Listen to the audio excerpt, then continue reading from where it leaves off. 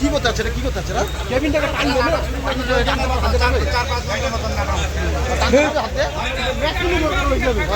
দুর্ঘটনার কারণে ডাম্পারের ভিতরে আটকে পড়লেন চালক। দমকল ক্রেন এবং স্থানীয়দের তৎপরতায় প্রায় 1.5 ঘন্টার চেষ্টায় উদ্ধার। জলপাইগুড়ি শহর সংলগ্ন 31 নম্বর জাতীয় সড়কে আসাম মোড় এলাকার ঘটনা। জানা গেছে, আসাম মোড় এলাকায় ট্রাফিক সিগন্যাল পড়ায় দাঁড়িয়ে পড়ে একটি ট্রাক।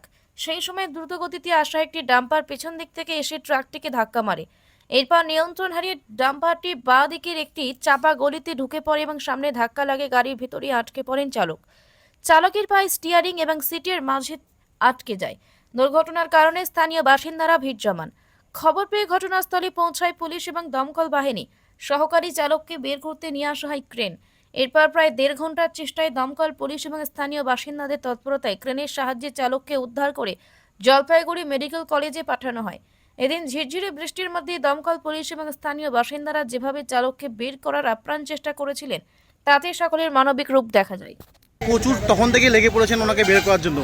কি বলবেন বন্ধু, কিভাবে ছিল ওনার পাটা? এখানে বৃষ্টি পড়তেছিল, হঠাৎ করে ট্রাফিক সিগন্যাল পড়ছে, গাড়ি চাকা স্কিড করে অন্য একটা গাড়ির সঙ্গে ধাক্কা লেগে গাড়ি আউটলাইনে গেছে। তারপর তো আপনি দেখলাম একেবারেই আপনি ওনাকে বের করলেন।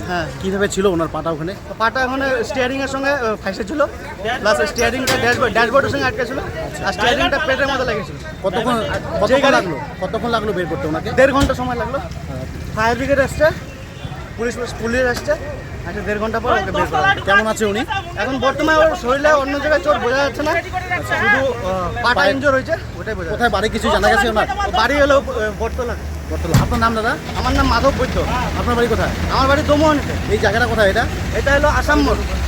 ঠিক আছে, কোন খবরটা পেলেন এবং কি হলো বলুন তো ঘটনাটা? অ্যাকচুয়ালি অ্যাক্সিডেন্ট খবরটা পেলাম আমরা এই 1.5 ঘন্টা আগেই। আচ্ছা, তো আপনার এখানে সিগনালে একটা গাড়ি দাঁড়িয়েছিল, ওই গাড়িটা পেছন দিকে এসে আপনার ট্রাকটাকে পিছনে মেরে দিয়ে ও নাকি বাঁদিকে ঢুকিয়ে দেয়।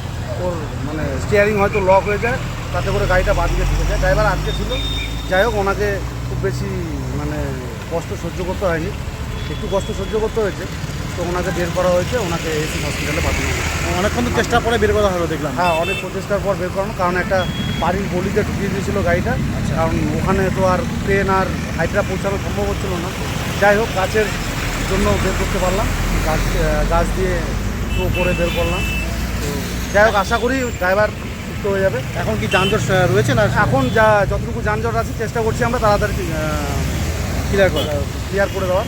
কোথায় ঘটনাটা? এই ঘটনাটা আসাম মোড়। Thank you. পেলেন আপনারা এবং কি হলো? পাওয়ার সাথে সাথেই আমরা চলে আসি। আচ্ছা, কি খবর পেলেন যে ঘটনাটা কি হলো? এরকম একটা অ্যাক্সিডেন্ট হয়েছে, ড্রাইভার আটক হয়ে আছে। সাথে সাথে আমরা টিম নিয়ে আসি। আসার পরে দেখলাম গাড়িটা বাম সাইডে একদম ড্রেনের মধ্যে পড়ে গেছে। রাত হয়ে পারেনি, কিন্তু ওখানে ড্রাইভার আটক হয়ে আছে। উপরে হাই টেনশন লাইন ছিল, ওদেরকে ডাকলাম তাড়াতাড়ি। ওরা লাইন বন্ধ করার পরে আমরা পুলিশ ক্রেন সহযোগিতা করলো। আমরা আমাদের লাইনটা সামনে বাঁধলাম আর ক্রেন দিয়ে টেনে একটু ফাঁকা করে ড্রাইভারকে বের করা হলো, হসপিটালে পাঠানো হলো। অনেকক্ষণ তো লাগলো? হ্যাঁ, একটু টাইম। কতক্ষণ সময় লাগলো মোটামুটি? তাও কত 10 মিনিট হবে, 10 মিনিট। কেমন আছেন উনি? এখন ওই তো হসপিটালে পাঠানো হলো।